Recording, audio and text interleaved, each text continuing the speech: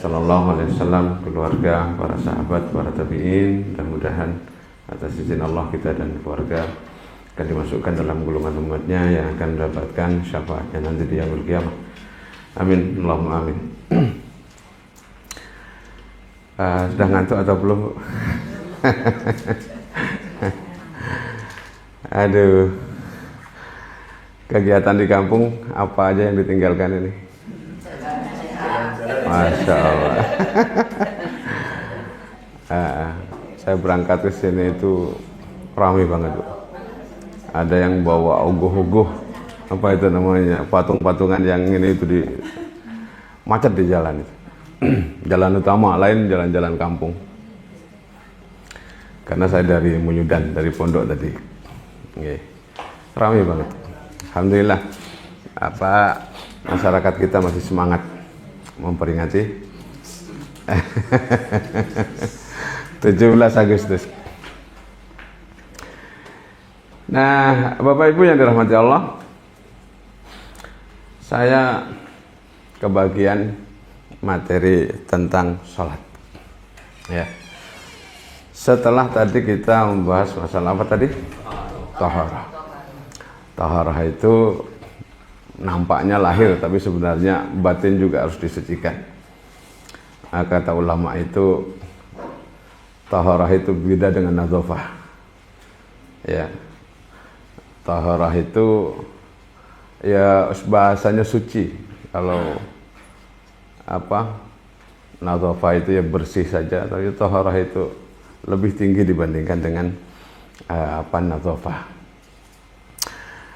Nah, hari ini kita akan membicarakan tentang ini tadi, mencapai salat yang khusyuk dan berkualitas. Ya, ini bekal rohani kita menjadi tamu Allah nanti. Kira-kira beginilah kegiatannya kita di sana. Ini makanannya sampai sekarang pun masih begini. Saya lihat yang kemarin. Ya, jenengan paling tinggal bawa apa? Makanan kesukaan dari sini, lauk kesukaan lah kira-kira. Kalau lauk-lauknya ya misalnya teri atau tempe goreng kah atau apalah ya yang jenengan bisa makan di sana. Ini kegiatan kita di sana, ini pengajian ya. Ini ya tahallul awal. Nanti waktu di Mina. Waktu di Mina biasanya tahallul awal, nanti setelah tawaf ifadah tahallul sani. Tapi kebanyakan kita di sini sudah gundul ini. Setelah kita tawaf ifadah dari mana? Dari Musdalifah kita mabit, ya. Kemudian ke Mina melaksanakan tawaf ifadah. Habis itu langsung nih syukuran. Ya, si Mbah ada videonya, Bu, sebenarnya. Ya. Jadi gimana caranya biar salat kita itu khusyuk dan berkualitas? Jangan punya pengalaman nggak tentang salat ini? Ngapunten nggih, bukan ngajari, tapi saya lebih bahasanya itu saya hidup itu dari pondok pesantren ke pondok pesantren. Dari kecil saya hidup di pondok pesantren. Jadi kalau masalah bolong salat itu kayaknya tidak. Ya. Jadi saya dari MI, dari SD, setelah itu saya ke pondok pesantren. Sampai perguruan tinggi pun saya di pondok pesantren. Kecuali yang perguruan tinggi terakhir di UIN, ya. Tapi satu pun saya di pondok pesantren. Saya tenang hidup di pondok pesantren itu. Bahkan waktu haji pun saya sampaikan ke jamaah-jamaah, tolong doakan saya, mudah-mudahan saya wafatnya di pondok pesantren. Begitu, Bu. Tenang kayaknya, gitu ya. Bukan berarti nggak ada masalah, ada masalah macam-macam masalahnya. Tapi di pondok itu lebih tenang. Nah, berikutnya, lah, kok nggak bisa, Bu? Biasanya pakai alat bisa, ini gara-gara jenengan kayaknya nih.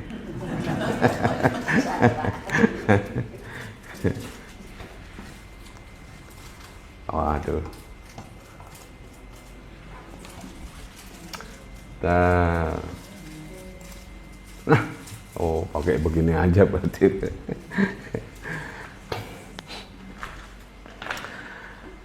Ini renungan bagi kita, ya. Sudah berapa ribu kali kita sholat, ya. Kemudian sejauh mana sholat itu mengubah hidup kita. Saya punya kisah di pondok pesantren, Bu. Saya usia itu masih MA di pondok pesantren. Ya, jangan mungkin nggak pernah mengalami dan tidak akan mengalami. Hanya pondok pesantren yang bisa memberikan pengalaman itu. Jadi saya di pondok itu dulu, karena kita di pondok itu ada doktrin pondok, khairu jalisin fi zamani kitabun. Sebaik-baik teman duduk di setiap waktu itu adalah buku. Jadi kita kemana-mana itu harus bawa buku. Kamar mandi pun juga bawa buku. Antri kamar mandi itu kita masih baca. Ya. Nengok apa? Sore-sore misalnya kita ada main bola, kita nggak main, kita nengok gitu. Ya, kita baca buku. Ketahuan Ustadz kok nggak bawa buku gitu, mahkamah langsung. Jadi doktrinnya Ustadz itu khairu jalisin fi zamani kitabun. Sebaik-baik teman duduk di setiap masa itu adalah buku. Sampai sekarang pun juga ya sama. Investasi terbaik itu adalah investasi ini di otak ini. Nah, karena dulu kebanyakan baca itu, maka kebanyakan bertanya jadinya. Ya. Kebanyakan bertanya. Sampai kemudian kita bertanya, kenapa saya harus salat, kenapa saya harus ini, kenapa saya harus ini. Pertanyakan. Ya, tanya ke Ustadz, Ustadz gak bisa menjawab. Karena Ustadz saya di kampung, Bu. Saya kampung. Ada yang dari Madura sini? Nggak ada ya? Kalau jenengan tahu Madura, nanti saya ceritakan tempat saya itu di mana. Ya, 4T atau 5T kalau tempat saya itu. Udah tertinggal, terjauh, termiskin, pokoknya lah. Tempat saya baru ada PLN, Bu. Ya. Jadi saya kesini ini alhamdulillah gitu loh. Sesusah-susahnya di sini masih sesenang-senangnya di tempat saya. Kalau jangan pernah ke Sumeneb, nah saya nanti ceritakan tempat saya itu di mana, dari Sumeneb itu kemana. Ya. Oke. Okay. Ada yang pernah Sumeneb? Belum pernah. Ya, percuma berarti saya ceritain. Dari Sumeneb itu nyebrang masih ke kepulauan. Kepulauan itu udah tertinggal, tertindas. Pokoknya macam-macam lah tempat saya. Ya. Jadi saya ke Jogja ini ya alhamdulillah. Sesusah-susahnya di sini, sesenang-senangnya di sana kayaknya gitu. Iya. Yang mbok susah kayak apa di sini. Anak pondok biasa, Bu. Prihatin itu biasa. Awalnya saya ke Jogja itu mau jadi tukang becak malah. Daerah Krapia itu dulu. Sudah satu tuh. Ya. Karena saya keluar dari sana itu nggak ada apa-apa, nggak ada siapa-siapa di Jogja itu. Pokoknya keluar aja, nekat. Ya bukan bonek tapi karena sudah sudah bekal ilmu di pondok pesantren. Ya sebegitu saya mau ngontrak, besoknya apa ya saya kerjakan? Beca aja kayaknya sekitar Krapia itu dulu. Banyak tempat kos-kosan, dari mana uangnya? Minjem aja, saya bilang gitu. Masa nggak bisa makan? Nggak punya uang untuk makan ya minta, saya bilang begitu. Nah ini ya gambaran salat lah kira-kira. Nih yang akan jenengan tuju besok. Ya ini dekat Rabah-Rabah dinding Ka'bah. Ya yang pernah umrah, alhamdulillah kalau pernah umrah lebih sepi dibandingkan dengan musim haji, maksudnya begitu loh. Kalau musim haji, masya Allah, jenengan mau mendekat ke Ka'bah dindingnya ini saja, masya Allah, perjuangannya itu. Apalagi perempuan. Ya, kalau laki-laki itu senggol apa aja kan aman aja lah kira-kira begitu. Perempuan itu ya. Kecuali kita aja biasanya sini laki-laki, sini perempuan di tengah ini. Itu pun bisa pedot masih itu. Tabrak orang tinggi-tinggi dari Eropa itu. Masuk. Putus sudah ini padahal kita nih nggak boleh keluar loh Ibu besok gitu. Gitu ya. Ya sudah berapa? Nah, akhirnya karena kebanyakan bertanya saya, ya pusing saya. Mencari kekhusyuan salat itu nggak bisa. Saya salat itu tapi kemana-mana. Saya salat itu dulu di usia SMA, Bu. Ini true story. Ya, nggak kemudian ngarang. Benar-benar terjadi. Jadi usia SMA itu, saya salat itu bisa 3 kali, 4 kali. Bisa ngadap barat, utara, selatan, timur. Nggak khusuk-khusuk saya bilang begitu. Ya, saya bisa sholat di kuburan di tempat-tempat angker itu. Tempat saya itu kan angker semua, Bu. Malum ya primitif banget. Ya, ada yang ini ada ininya gitu. Ada orang meninggal saja, nggak berani Bu keluar malam-malam dulu. Ini pasti ada hantunya nih malam-malam jalan-jalan. Tidur aja di rumahnya. Nah, waktu pencarian kekhusyuan salat itu, saya salatnya biasa. Saya salat di hutan. Pondok saya yang pertama itu utara hutan, barat hutan, selatan pantai, timur pantai. Jadi kelilingi hutan dan pantai. Ya, saya masuk ke tempat itu ya, terisolir dulu tempat saya itu. Saya santri pertama di situ. Ya, saya mau dipondokkan kemana oleh bapak sekolah, pokoknya kamu sekolah kata bapak ibu itu. Nggak ada yang saya mau di yang kotanya lah maksudnya gitu yang ramai. Begitu ada pondok pertama di situ mau berdiri, ibu saya itu tanya, mau mondok gak? Mau Bu, saya bilang gitu. Padahal ini tempat, masya Allah, terpencil. Jadi masuk ke tempat ini harus melalui hutan. Kalau nggak hutan melalui pantai, pakai speedboat, pakai boat lah gitu. Ya, dulu begitu. Nah, jangan Jogja, alhamdulillah aman, nggak pernah merasakan begitu. Nah akhirnya saya sholat itu maghrib itu. Saya pernah sholat maghrib itu sampai 7 kali. Ya, begitu saya keluar nggak khusyuk. Keluar dari masjid itu kemudian saya buang semuanya itu. Peci saya lepaskan. Subha, saya biasanya dulu pakai tasbih Madura Ibu. Punten ya. Alhamdulillah, pokoknya begitu. Itu pun saya buang, sejadah saya buang. Saya nangis. Saya bilang saya mau mati saja. Ya, mau mati. Ini jamaah laki-laki di depan, yang perempuan itu di belakang, santri semuanya nangis. Begitu saya nangis keluar, ini yang di dalam masjid ini semuanya keluar. Ya, saya nangisnya keluar, saya buang, saya lempar itu semuanya. Saya bilang saya mau mati saja. Ya, keluar. Ustadz-ustadznya itu bilang, wah Lasmanto ini katanya begitu. Lasmanto ini paling bikin apa ulah lah gitu. Ini kan sebelumnya saya selalu bertanya, gimana caranya khusyuk dalam sholat itu. Akhirnya singkat cerita, oleh ustadz itu saya dipegang, kanan kiri ini dipegang tangan saya, ya, dipegang itu saya sadar cuma nangis itu ya sadar biasa saja. Kemudian andaikan saya begini kan itu ustadz itu terbanting, teman-teman semuanya pada keluar. Akhirnya saya dibawa ke kamar saya di pondok. Kamar saya itu paling ujung sini. Sampingnya ini sudah kuburan Bu, kuburan. Wah, Lasmanto kesurupan ini kata ustadznya Bu. Sampai habis maghrib itu kiai itu datang. Kiai kita, ustadz kita. Ya, Lasmanto kesurupan katanya begitu. Tiup sini Bu, embun-embun saya ditiup. Ada kayak angin masuk ya karena tiupan itu kayaknya kenceng gitu. Jadi masuk. Saya tahan napas saya Bu. Karena banyak dulu referensi yang kita baca. Ya diantaranya ngobati penyakit, ngobati apa misalnya pakai pernapasan dulu. Tak tahan napas, tak keluarkan lagi Bu. Nangis lagi Bu. Jari kaki yang dipegang. Jari udah ada kayak aliran apa ke betis itu Bu. Saya tahan lagi, saya keluarkan lagi Bu. Udah mau mati saya bilang begitu. Kecapean saya tertidur. Kayaknya sudah itu nggak sadar sudah, kecapean. Saya sadar-sadarnya, saya bilang kok bukan kamar saya ini, saya bilang. Ya, ternyata saya ditahan di rumahnya Kiai, di kamar depan, biar nggak ngamuk katanya begitu. Saya bilang, beda, kamarnya saya luas Bu, begini, ditempati 30 atau berapa santri lah gitu. Ini kok kamarnya sempit, saya bilang gitu. Ya, saya mau keluar, rumah Kiai ini, saya bilang gitu. Akhirnya dipanggil sama Kiai, toh kamu nggak boleh makan, nggak boleh minum, kecuali makanan dan minuman yang sudah saya doakan. Akhirnya saya enak Bu, makan di rumah Kiai. Ya, bukan lagi makan sama santri, makanannya dari Kiai. Kiai ya, dia makan itu yang saya makan gitu.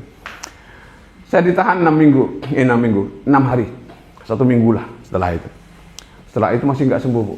Kata Kiainya, toh udah kamu sana gabung lagi sama teman-teman kamu. Kayaknya kamu pura-pura kata Kiai itu. Dalam hati benar saya bilang begitu. Pura-pura modus lah kira-kira mau makan di rumah Kiai gitu. Kalau enggak gitu, tapi enggak direncanakan. Habis itu salat itu masih enggak khusyuk. Saya salat di hutan. Malam-malam dipanggil oleh Ustadz pengabdian dari Medan. Namanya Ustadz Iqbal. namanya Iqbal dari Medan, pengabdian di tempat kita itu. Saya dipukul ibu. Itu tadi di hutan itu ada sumber mata air sampai sekarang ngalir deras terbuang. Kalau sini bisa jadi objek wisata, sana itu biasa aja. Lihat air ngalir, air terjun itu ya biasa saja. Ya, akhirnya saya dipanggil, sholat isya itu dipanggil. Pak Manto, hadir ke masjid. Saya diam saja di hutan masih. Maghrib, Bu. Nah, ada teman yang datang. Ya, teman datang. Tok, kamu dipanggil Ustadz Iqbal. Saya mau balik ke pondok itu bukan karena mau menghadiri panggilan Ustadz Iqbal di masjid itu. Saya sudah lapar. Ya, udah mau makan ke belakang, ke dapur. Dia bilang, Tok, sampai lingkungan pondok itu Ustadz sudah menjaga. Saya mau ke dapur, jangan Tok, kamu dipanggil Ustadz Iqbal, sana ke masjid. Akhirnya saya nggak punya pilihan, Bu. Datang ke masjid, habis itu peci saya itu diambil, pukul, pak. Ya, dipukul sama saya. Saya bilang, saya mau berhenti dari pondok. Begitu dulu. Ya. Cuma bagusnya di pondok itu, ya, habis saya turun dari masjid itu, Ustadz yang mukul saya tadi itu sudah ada di belakang saya. Ya, sudah ada di belakang saya. Seakan-akan nggak pernah terjadi apa-apa. Dia tanya aja, Tok, kamu mau makan apa? Ya, kamu nanti belajar di mana gitu. Nggak apa-apa Ustadz, saya bilang saya mau makan dulu gitu. Jadi nggak kemudian mukulnya itu dari nafsu, bukan karena benci banget gitu loh. Oh, nyatanya dia habis itu kemudian buntuti saya, ya, datang ke kamar saya, ya, bahkan ngasih snack lah kira-kira begitu. Ini mukul itu yang betul-betul apa ya? Kayak jenengan ya mukul anak, ya mukul ya kasih sayang mungkin. Kalau nggak diginikan ini anak nggak sembuh gitu, ya. Cerita tentang itu banyak, tapi terakhir Kiai itu mengatakan dalam Quran disebutkan wa'bud rabbaka hatta ya'tiyakal yakin. Sembah Tuhanmu sampai kehusuan, keyakinan itu datang. Nggak boleh kamu nggak sholat karena kamu nggak khusyuk. Udah terus saja begitu. Itu bahkan sampai kuliah saya bawa. Itu kan baru SMA. Kuliah, hampir saya diusir dari pondok, Bu. Dari tempat saya kuliah di Al-Amin. Ya, Al-Amin itu besar, Bu, sekarang. Ya, saya mau konsultasi lagi ke dosen. Dosennya alumni Madinah. Namanya Ustadz Mujammi Abdul Musfi. Ingat, Bu, saya sampai dipanggil ke rektor itu. Ya. Gara-gara saya mau konsultasi, sama masalahnya. Ustadz, saya mau konsultasi, saya bilang gitu. Saya datangi ke rumahnya, Bu. Ya. Ada apa toh? Kata Ustadz Mujammi itu, alumni Madinah, Bu. Keras. Ya, di pondok itu. Saya bilang sudah nggak sholat setengah bulan. Gitu. Wow, Ustadznya langsung marah. Pulang kamu sana tuh. Nanti ustadz-ustadz sini semuanya berdosa. Pulang kamu sana. Balik sana ke kampung halaman gitu. Padahal maksud saya itu nggak seperti itu. Saya sholat tapi perasaan saya itu nggak sholat. Kalau dulu waktu SMA saya mungkin nggak nemukan jawaban. Ini waktu saya kuliah saya tanya karena saya di pondok.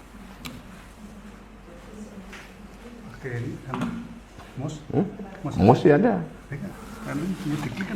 Hah? Oh, kalau diklik ya bisa. Maksud saya biar saya nggak ngeklik. Oh, nggak bisa. Hah? Alhamdulillah. Oke, sebelum ke bab salatnya, ini pertanyaan lagi, renungan lagi. Salat itu bagi kita itu apa? Ya, apakah rutinitas saja atau salat itu menjadi kebutuhan kita? Ya, beda. Nanti kalau rutinitas ya asal-asalan aja. Ini kayak gini, sekedar gerakan saja, jalankan sebagai kewajiban, terburu-buru, iya, tubuhnya hadir tapi pikirannya kemana-mana, ya. Selesai begitu saja, salam diucapkan ya sudah, langsung bangun. Gitu. Ya. Ini kalau apa? Sekedar rutinitas saja, hanya sekedar menggugurkan kewajiban, ya. Kalau rutinitas, padahal dalam kitab Riyadhus Shalihin, Bu, masya Allah, fadilah salat subuh dan salat asar terutama. Ada fadilah salat subuh dan salat asar, ada fadilah salat isya salat subuh, ada fadilah salat duhur, ada. Saya ngaji kitab itu lama karena di pondok pesantren. Nah contohnya, Dalam hadis disebutkan, innakum satarawna rabbakum kama tarawna hadzal qamar. Suatu saat Nabi itu duduk-duduk sama siapa? Para sahabatnya. Kalau ngantuk angkat tangan, Ibu. Jadi kata Nabi itu, innakum satarawna rabbakum kama tarawna hadzal qamar. Suatu saat Nabi itu duduk sama para sahabatnya di malam hari. Ya.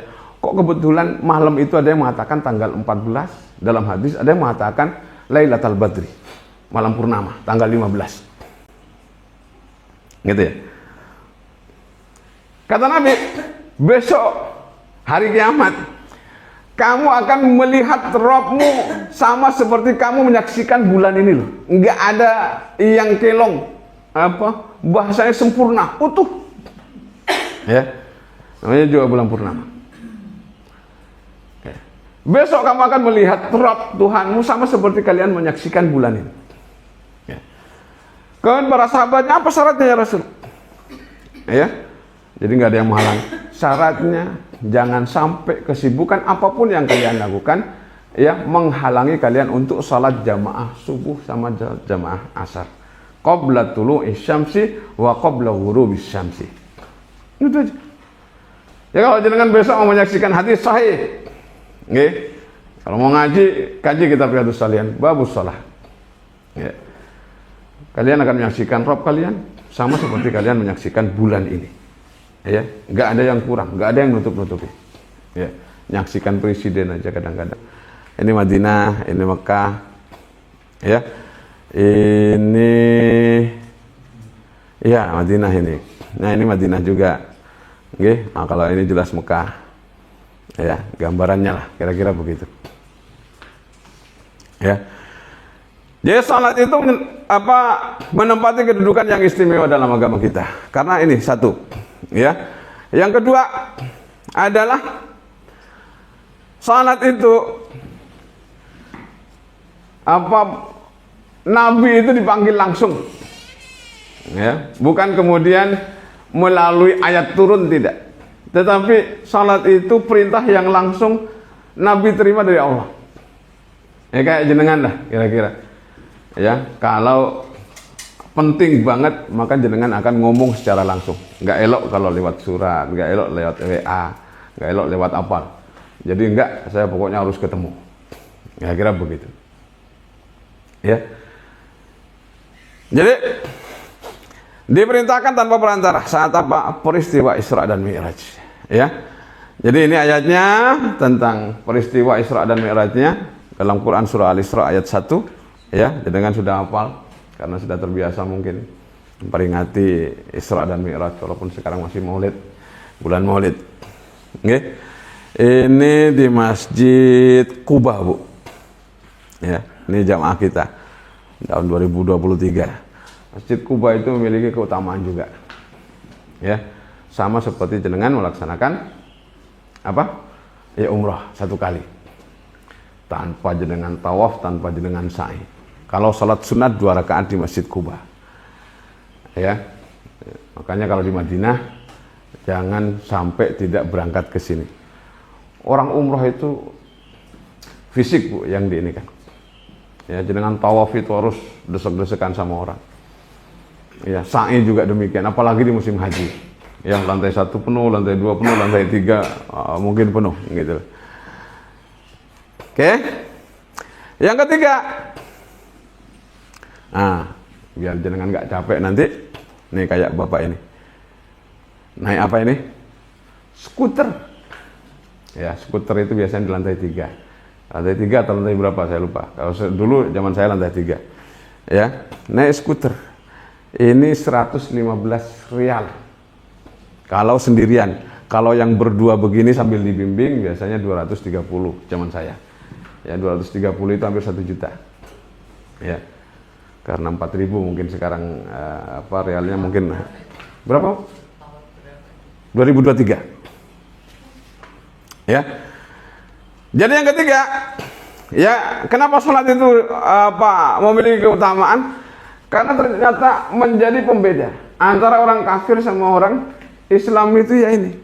Kalau mengaku Islam kok nggak sholat misalnya sebenarnya kafir dia. Ya. Ini hadisnya, anin Nabi sallallahu alaihi wasallam qala al-ahdu alladzi bainana wa bainahum as-shalah, wa man tarakaha faqad kafara. Ya.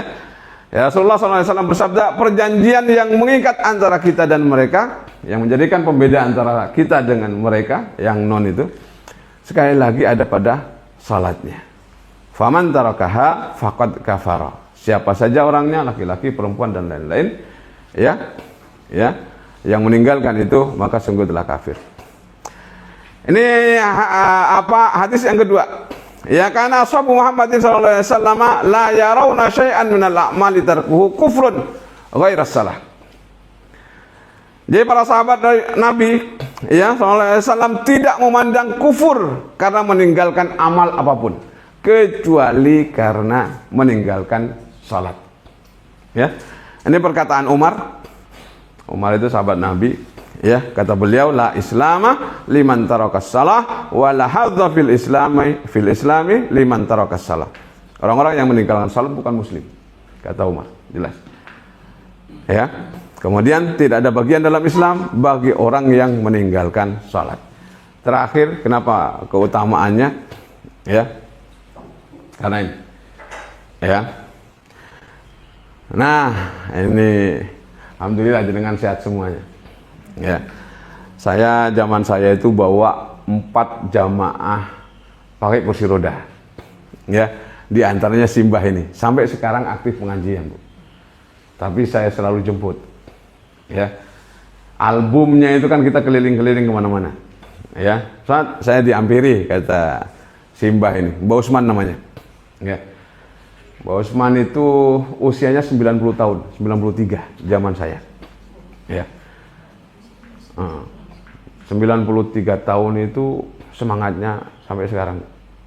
Sama istrinya juga sama. Mbak Khadijah namanya, istrinya. Ya.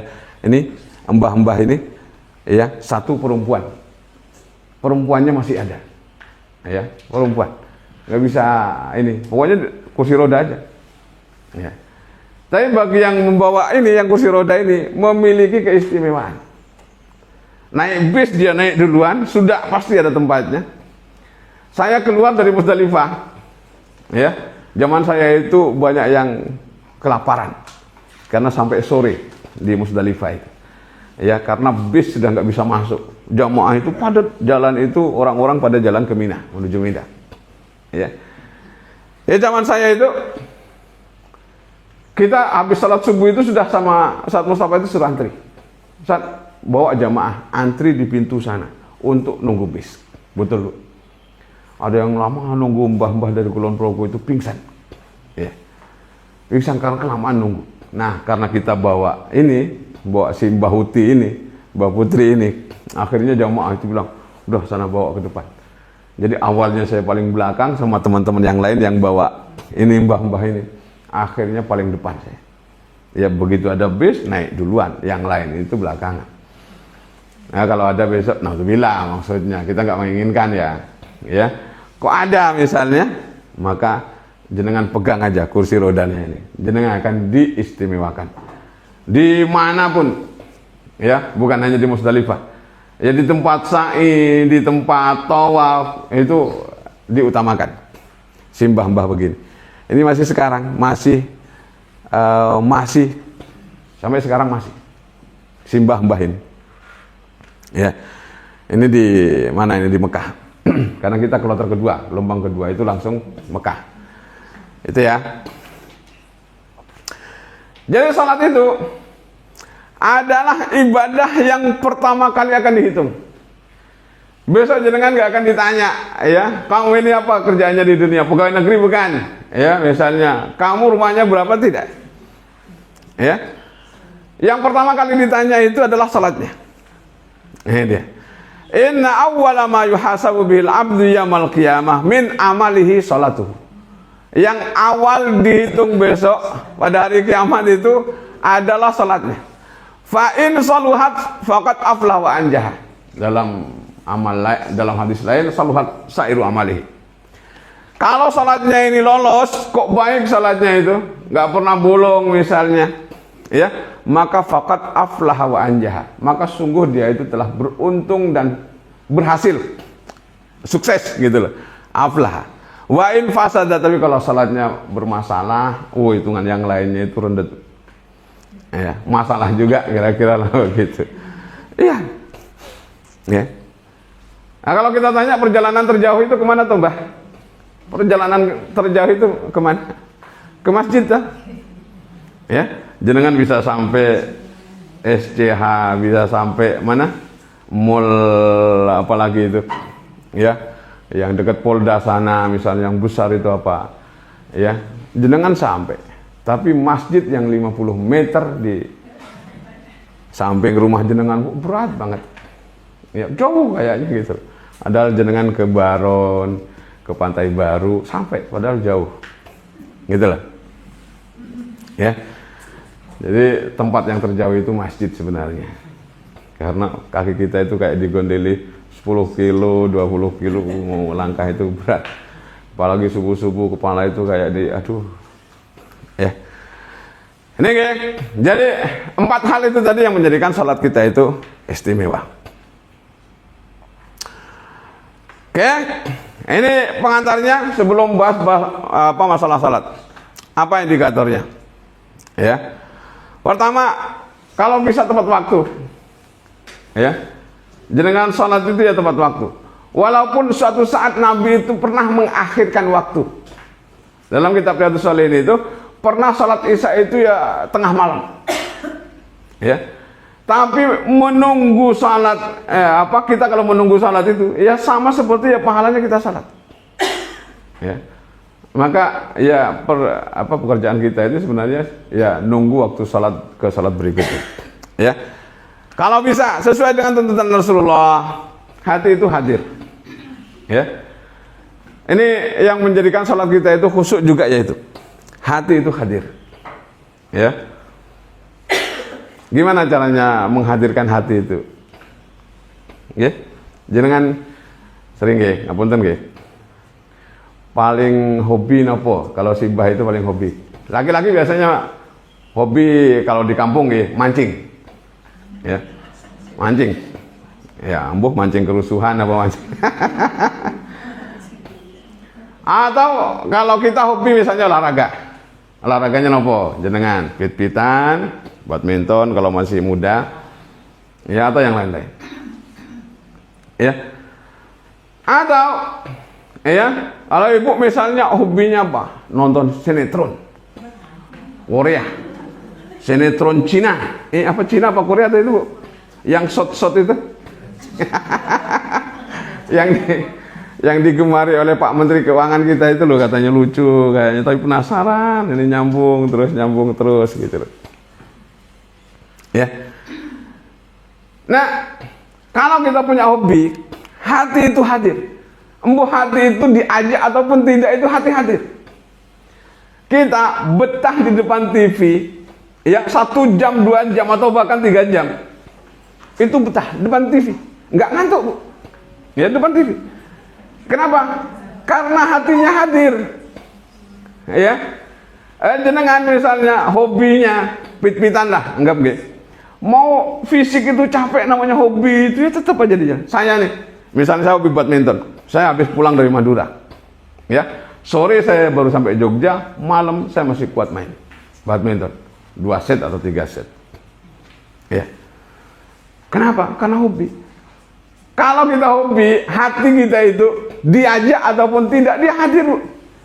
Jangan hobi nonton itu tadi, sinetron itu tadi, jenengan nggak perlu ngajak hati.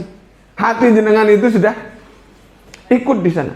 1 jam, 2 jam duduk depan TV itu nggak terasa. Kok tahu-tahu sudah selesai sinetronnya gitu. Kenapa? Hatinya itu sudah diajak. Ya. Nah, gimana cara agar hati itu hadir? Ya, nggak ada pilihan lain kecuali kita menganggap salat itu penting. Ya. Jadi kalau sesuatu itu kita anggap penting, hati itu mau diajak ataupun tidak, ya, dia pasti hadir. Kenapa? Paling pokok itu hati kita, ya. Makanya hati-hati dengan hati gitu loh, gitu kan? Ada lagunya siapa itu? Ari Lasso, jenengan pernah dengar lagunya Ari Lasso? Masih lah kalau seusia jenengan masih, kalau anak-anak muda mungkin nggak hafal ya. Kalau mau memiliki seseorang seutuhnya itu apa yang disentuh? Ya hatinya. Jenengan mau merintah anak misalnya juga untuk sholat, ya jangan sering marah-marah, hatinya aja yang disentuh. Ya, jenengan misalnya mau ini bapak misalnya, jangan marah-marah. Laki-laki itu kalau dimarahi balik marah dia. Iya, sentuh hatinya, ya, sentuh. Kalau hatinya itu sudah kena gitu, kayak sapi yang kena ini loh, tong apa bahasanya itu, mau dibawa kemana saja dia ikut bu. Ya, anak jenengan mau suruh ngaji, mau suruh sholat, mau suruh pengajian, kalau hatinya sudah disentuh, dia nggak akan melawan. Yes, kayak sapi yang itu tadi, gitu loh. Ya, nah kalau hati kita sudah hadir, ya, yang jauh itu terasa dekat. Ya. Yang lama itu terasa sebentar. Yang berat itu terasa ringan. Kalau hati kita itu hadir. Tapi kalau hati kita nggak hadir, yang sebentar itu terasa lama banget, kok rampung-rampung. Ya. Yang ringan pun terasa berat. Yang dekat pun itu terasa jauh. Kapan itu? Kalau hati kita tidak hadir. Tapi kalau hati kita hadir, maka salat itu ya ringan lah gitu. Nah, gimana caranya? Ya, semua hal yang bisa mengganggu hati dan pikiran kita itu sebelum sholat itu kita bereskan. Ya, kompor pasti sudah dimatikan. Ya, atau setrika sudah pasti dicabut, gitu ya. Kemudian jemuran sudah pasti sudah dijemur kira-kira. Jangan sampai kemudian nanti jenengan pas sholat itu jenengan kelingan, waduh, kompor udah dimatikan belum ya? Gitu loh. Jenengan lagi jamaah, hatinya ingat kompor. Ya. Atau jenengan lagi jamaah, kemudian jenengan ingatnya apa? Ingatnya setrikaan. Wis tak cabut terung ya. Wah, kopong iki, gitu lah kira-kira. Oke? Ini. Jadi hati kita harus hadir. Hudurul qalbi bahasa Arabnya, hudur. Ya. Jadi kalau jenengan mau berangkat ke masjid, hati yuk berangkat ke masjid. Tapi ini penyebab-penyebab pengganggunya ini sudah harus dengan hilangkan. Berikutnya, biar berkualitas salat kita itu, ya, jenengan juga harus paham. Ya, kalau nggak paham sulit. Minimal yang biasa jenengan baca. Jenengan punya lagu kesukaan nggak? Atau jenengan lebih suka nonton film Inggris atau film Korea atau film Indonesia? Atau jenengan lebih senang lagu-lagu Indonesia, lagu-lagu Inggris atau lagu-lagu Eropa atau mana lah gitu? Ya, yang mana jenengan sukai? Kalau saya lebih suka lagu-lagu Indonesia. Kenapa? Karena saya paham maksudnya itu apa. Ya, saya lebih suka film-film Indonesia. Kecuali kalau saya bisa bahasa Inggris, kecuali kalau saya bisa bahasa Korea. Apa yang dia ucapkan saya paham. Ya. Tapi kalau saya nggak paham, ya, saya sudah ada terjemahannya.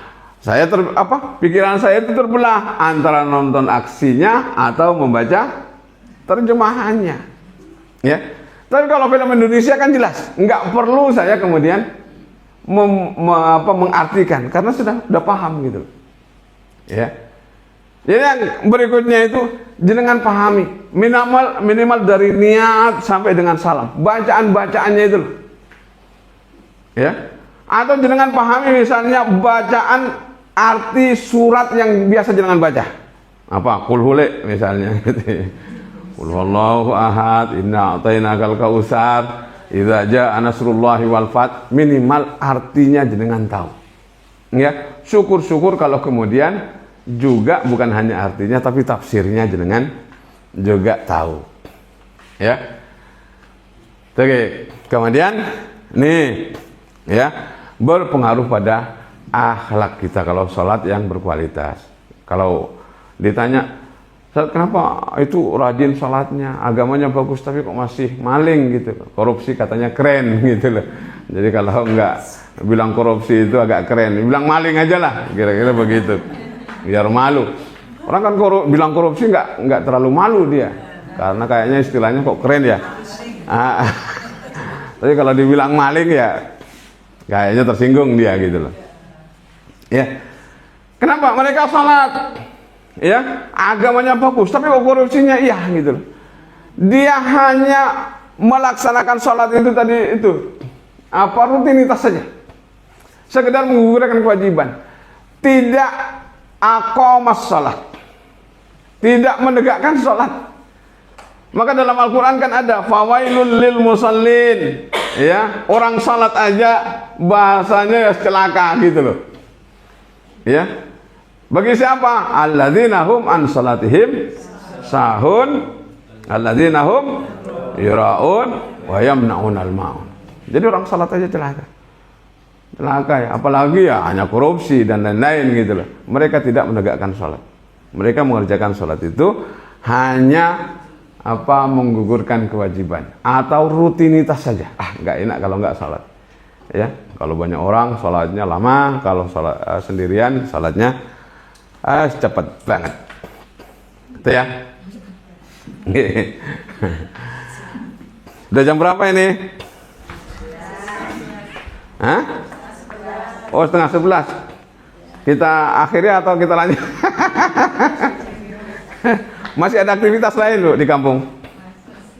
Udah tanggung, tapi jam 11 apa aktivitasnya? Jalan sehat sudah pulang, paling tinggal makan sotonya aja dengan. Oke. Kalau sudah ya sudah, kita akhiri sampai di sini, kira-kira begitu ya. Saya sudah nyiapkan banyak slide sebenarnya, ya. Tapi biar jenengan, ini nanti di Madinah Bu, yang begini-begini itu ya di Madinah ini. Ini bisa terbuka atasnya itu, tapi untung-untungan jenengan. Ya, kita lagi sholat, tiba-tiba yang atap ini di atas ini bisa terbuka. Oke, ini perjalanan kita, niat, ya, niat sholat amdan itu sengaja memang kita meniatkan, baik itu dilafadzkan atau tidak, ya. Kemudian apa? Takbiratul ihram, berdiri dan membaca, ya, rukuk dengan sempurna, i'tidal, sujud dan salam ke kanan dan ke kiri. Ya, sebenarnya ke kanan saja cukup. Oke. Ini dia takbiratul ihram, mulai bertemu dengan Allah, Allahu Akbar. Ya, ketika tangan terangkat, biarkan hati belajar melupakan segala urusan yang mengganggu pertemuan dengan Allah. Allahu Akbar itu ya artinya apa? Allah lebih besar dari pekerjaan kita, Allah lebih besar dari masalah kita, Allah lebih besar dari seluruh urusan kita. Ya, minta pada Allah, jangan minta pada setan dan lain-lain.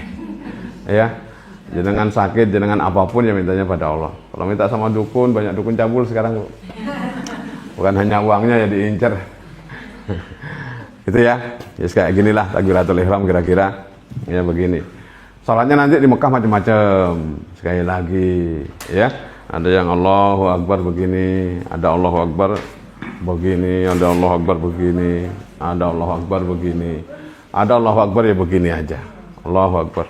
Kalau jangan nggak biasa, jangan kira oh, ini orang lagi salat apa enggak. Gitu ya. Yang salat juga begini ada, ya asal nempel saja, ya. Ada yang begini, ada yang begini, ya tiga lah kira-kira. Tapi yang begini nggak ada. Allahu Akbar, ya. Gitu ya. Jadi Allahu Akbar ada yang begini, ada yang begini. Biasa saja, nggak perlu dipermasalahkan, ya. Jadi Allahu Akbar, Allahu Akbar, ada Allah begini, begini nempel aja. Ada yang begini, ada yang begini. Ada yang di bawah pusar. Di bawah pusar. Jangan kurang sepuh masih berarti. Ini tangan ini sudah berat, kalau agak sepuh itu ya begini. Allahu Akbar. Kadang-kadang yang nggak terlalu sepuh pun ya tangan itu dengan sendirinya ke bawah. Nah, ada di atas pusar. Di atas pusar sini. Ada antara pusar sama dada. Bainas sadri wasurrah. Nih begini. Ada yang di sini, ada yang begini. Terus pokoknya salatnya macam-macam lah. Kira-kira begitu. Ya. Jadi Allah Akbar. Urusan apa itu kecil, yang besar itu hanya Allah Subhanahu wa taala. Dan lain-lain jamaah ya, ini doa iftitah biasanya ya. Ini mulai dengan pengagungan atau Allahumma ba'id. Saya belum selesai tadi, saya buat di luar. Ini Allahumma ba'idnya belum tertulis. Kalau jenengan beda dengan ini, nggak usah dipermasalahkan. Ya. Nah, takut, wah ustadznya NU misalnya, ustadznya Muhammadiyah. Enggak. Ya, kita berlepas dari situlah kira-kira. Allahumma ba'id belum selesai. Ya lagi. Ya. Ya Allah berkabir, alhamdulillah katsira subhanallah wa asila ini wajhatu wajhiya lil fataras samawati wal ardh. Nah, ini memulai apa? Allahu akbar kabira. Memulai pengagungan dengan Allah. Urusan dunia kecil, urusan uang kecil, urusan semuanya kecil. Tapi kecil-kecil itu kok penting ya, kira-kira begitu. Ya. Dan lain-lain. Ya. Ini bacaan-bacaannya jamaah. Saya kira itu sudah jam 11. Jenengan sudah mulai agak oleng, agak ngantuk. Nggak bisa Bu, ini nggak bisa cepat. Maksud saya itu ya karena apa? Karena sholat itu kan, masya Allah. Ini baru sholat aja, belum sholat sunnah, belum sholat yang lain-lain. Kalau mau ngaji bab sholat itu coba kaji kitab Riyadhus Shalihin, keutamaannya macam-macam. Ya, atau kitab-kitab yang lain lah, kira-kira begitu. Saya kira itu, mohon maaf atas semua kekurangan, ya. Mudah-mudahan acara berikutnya lancar. Ya, Ahad itu hari libur, tapi ternyata tidak libur. Ya, banyak aktivitas justru di hari Ahad karena semua orang itu mau memakai hari Ahad. Makatan, mohon maaf atas semua kekurangan. Hadanallahu iyyakum ajmain. Assalamualaikum warahmatullahi wabarakatuh.